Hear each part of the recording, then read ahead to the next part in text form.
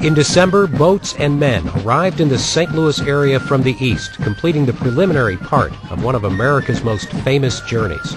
This is the reunion tour, Lewis and Clark together again, or at least as accurate a recreation as you'll find in this bicentennial year. So that answers the questions of what and who. But Anne-Marie Berger thought the really interesting question was, why? The Lewis and Clark reenactors may simply look like a bunch of guys dressed up in period costumes, but it's much, much more than that. And it has been for some time.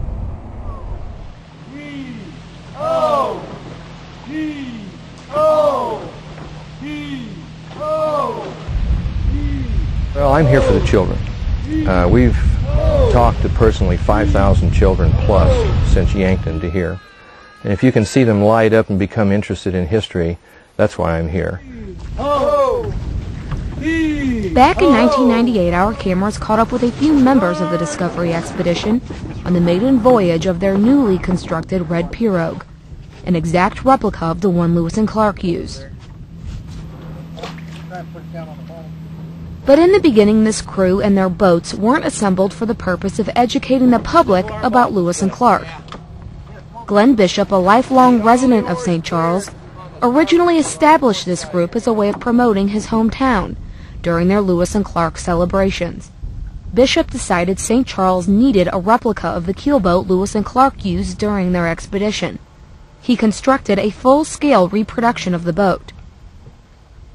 In 1996, Bishop, his fellow die-hard crew of volunteers, and his keelboat took to the waters of the Missouri River, retracing a portion of Lewis and Clark's journey from Wood River, Illinois, to St. Joseph's, Missouri, and back again. Well, the first stop we made was in Washington, Missouri, and it just, I thought it was just going to be a joyride for a bunch of clowns dressed up like Lewis and Clark. But the reception we received there put me in tears. It's amazing how people have really appreciated what we're trying to do.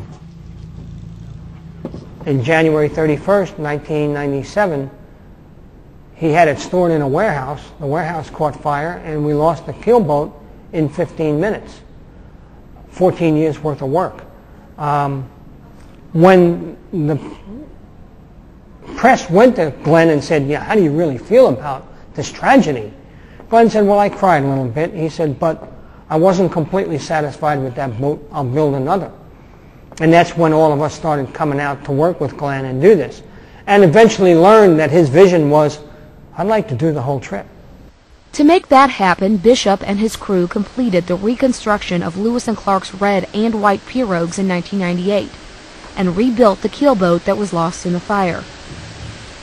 Since then, the Discovery Expedition of St. Charles has traveled up and down our region's rivers, dressed as Lewis and Clark and their men. They have been selected as the official reenactors for the Lewis and Clark Bicentennial and are setting forth on their greatest journey, retracing the entire waterway portion of the original 1803 to 1806 voyage of Lewis and Clark. Unfortunately, Glenn Bishop died in 2001, but his crew continues what he started. On August 31st, 2003, the Discovery Expedition of St. Charles began their journey in Elizabeth, Pennsylvania, just as Lewis and Clark did. Since then, they have traveled 973 miles down the Ohio River. When the explorers arrived in Cairo, Illinois, they took a right and continued north on the Mississippi. By late November, the Discovery Expedition made it here to Cape Girardeau. And just like all stops on the route, the community was waiting for them.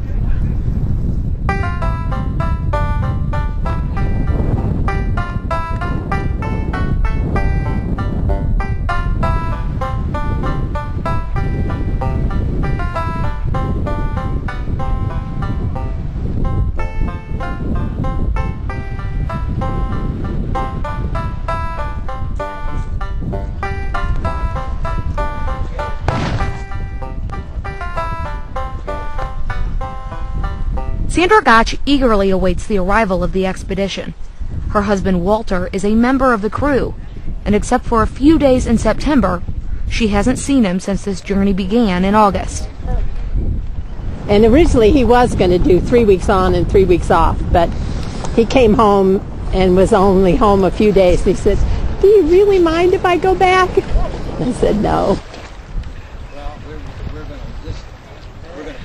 It's great to be hugged. Not much hugging. Hugging them all.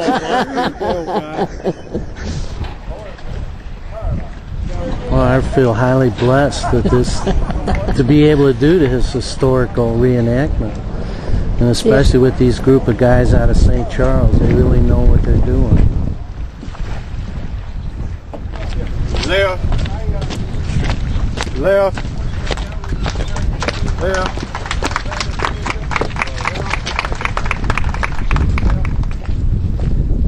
Well, the weather's been wonderful, actually. We've had a few rainy nights down at Cairo, and got in some wind and stuff there. The camp was wet, but we dry out. At one place, for 5 hours, we had 700 kids an hour. But a lot of times, especially when we get further west, people will bring us a lot of venison, deer, and buffalo, and we're there wearing an opposite of what white women. And for those children who aren't lucky enough to see the expedition in person, thanks to modern technology, the expedition can come to them. With help from the National Park Service, Apple Computer, and his new home on wheels, Jim Sturm, a teacher at Wydown Middle School in Clayton, brings Lewis and Clark into the classroom using a satellite and the internet. Well, right now we uplink the satellite, and what's neat about that right now is that the guys that are doing their journals on laptops and keeping track of the thing can now hook to the uplink, and they can update their journals.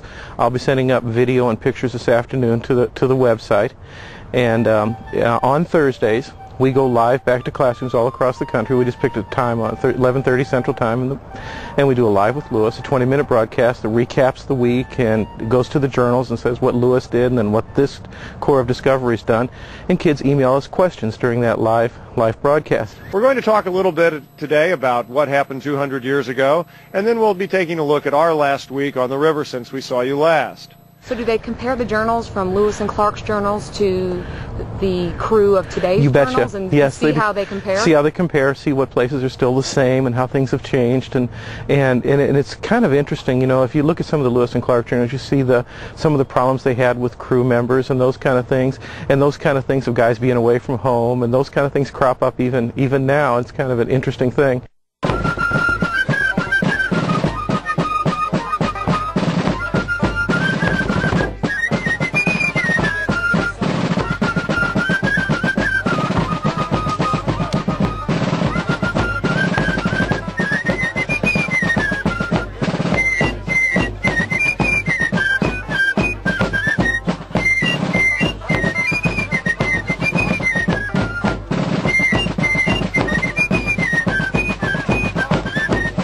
Now, like the original Corps of Discovery, they'll have the winter to rest and prepare at Camp Dubois, near Wood River, Illinois.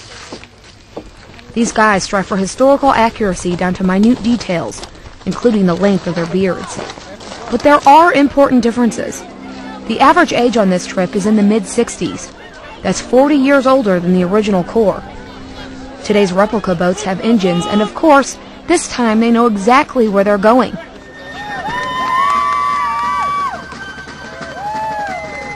Even so, they still can't be completely sure what they'll find until they get there.